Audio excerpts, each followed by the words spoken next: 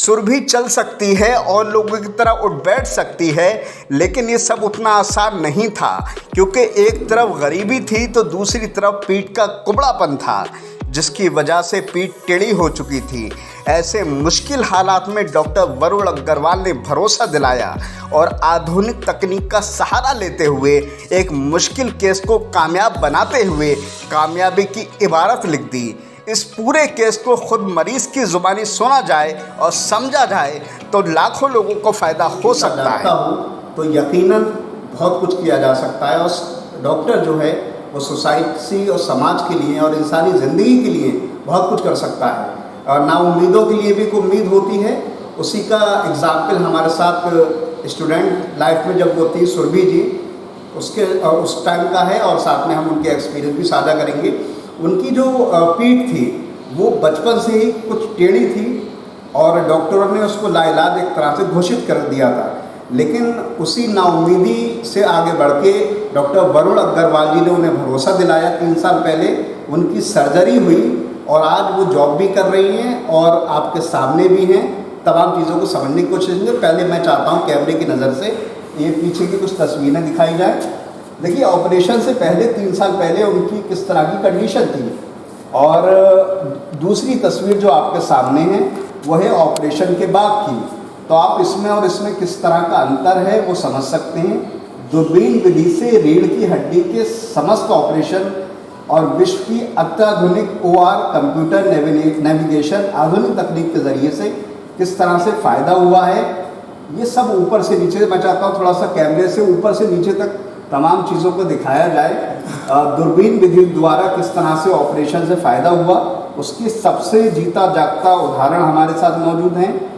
सुरभि जी जो कि स्टूडेंट थी उस दरमियान, अब जॉब कर रही हैं, उनसे ही हम तमाम चीज़ों को समझने की कोशिश करेंगे। नाम तो हमने आपका बता दिया, आप कहाँ की रहने वाली हैं? मैं बरेली के रहने वाली हैं। अच्छा, ये बताइए कि जो आपकी परेशानी थी, जो पीठ में परेशानी थी, वो बचपन से थी, पैदाइशी जिसे बोलते हैं, तो थोड़ा सा उसके बारे में कुछ बताएं। मेरी ये बीमारी पैदाइशी थी, लेकिन पैदाइशी थी, लेकिन दुखी नहीं थी शुरू से। वो मेरी 14-15 साल की उम्र हुई थी तभी से दिखना शुरू हुई थी। अच्छा, मतलब 14-15 साल की उम्र में ज़्यादा होने लगी? ज़्यादा होने लगी। अच्छा, तो चलने फिरने में परेशानी होगी? चलने फिरने में कोई प्रॉब्लम नहीं होती थी। जो लोग मुझे देखते थे चलते हुए, उन लोगों को अजीब सा लगा। मैं चलती थी तो मुझे कोई प्रॉब्लम नहीं होती थी। अच्छा अच्छा, चलिए अब ये मुझे बताइए कि फिर आप और बड़ी हुई और आप अपनी परेशानी लेके डॉक्टरों के पास पहुंची होंगी, तो डॉक्टरों ने डॉक्टर वरुण अग्रवाल जी के पास तो आप बाद में पहुंची, उससे पहले जहां आप पहुंची वहां की क्या एक्सपीरियंस था?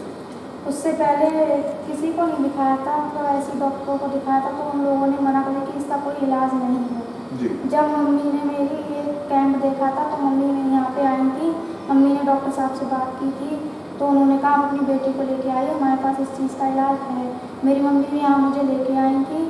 मेरी मम्मी, डॉक्टर साहब ने मुझको देखा तो वो बोले कि हाँ इसका इलाज है, लेकिन उसका खर्चा इतना था कि मेरे मम्मी पापा की आर्थिक स्थिति इसकी लायक नहीं थी कि वो मेरा इलाज करा सके। तो उन्होंने हमें एक राय दी थी कि सरकार द्वारा पैसा मिलता है जो हम उसका एस्टीमेट बना के देते हैं। तो डॉक्टर साहब ने हमें एस्टीमेट बना के दिया, वो उसी द्वारा सरकार द्वारा हमारा पैसा पास हुआ, उसी से हमारा इलाज हुआ। अच्छा, मैं आखिरी बात आपसे जानना चाहता हूँ, ये 3 साल पुरानी बात है और 3 साल में किस तरह का बदलाव है वो तो आपको देखने से महसूस हो रहा है, चेहरे पे भी एक कॉन्फिडेंस है और बाकी आप जिस तरह से खड़ी भी हैं, लग ही नहीं रहा कि 3 साल पहले आप किस स्थिति में थीं और आज किस स्थिति में हैं। आप हमारे माध्यम से डॉक्टर वरुण अग्रवाल जी, उनकी टीम को और अस्पताल को क्या किस तरह से धन्यवाद देना चाहेंगे? जी। मुझे तो डॉक्टर साहब एक भगवान का रूप थे, जो कोई नहीं कर पाया वो मुझे डॉक्टर साहब ने करवा दिया।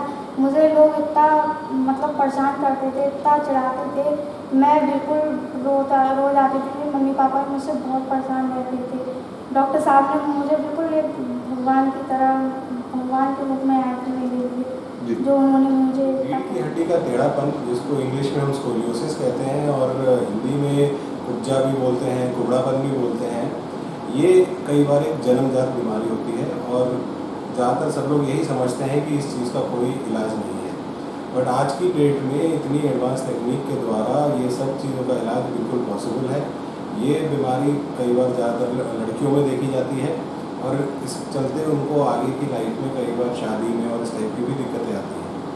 बट इन सब चीज़ों का इलाज पॉसिबल है। इसमें हम स्पाइन सर्जरी में बड़ी आधुनिक तकनीक, जिससे हम नर्व मॉनिटरिंग कहते हैं, जिससे ये हमें पता रहता है कि जब हम रीढ़ की हड्डी का ऑपरेशन कर रहे हैं, उसको सीधा कर रहे हैं, तो कोई रीढ़ की नस में कोई डैमेज तो नहीं हो रहा। ऐसा ना हो कि रीढ़ की हड्डी सीधी करी जाए और पेशेंट के हाथ पैर काम ना करें। उस सब चीज़ों का इस्तेमाल होता है। इसके अलावा वार्म 3D नेविगेशन, जिससे पूरी बॉडी का स्कैन लेके बहुत ही सेफ्टी के साथ और बहुत ही एडवांस तरीके से रीढ़ की हड्डी को सीधा किया जाता है। तो ये जो कुबड़ेपन के साथ कई लोग जो जी रहे हैं और सोचते हैं कि उनका कोई इलाज नहीं है, वो सब चीज़ पॉसिबल है। जैसे ही हम इस बच्ची का भी एग्जाम्पल लें, इसकी मदर इधर फिनिक्स मॉल में ही एक सफाई वर्कर का काम करती है।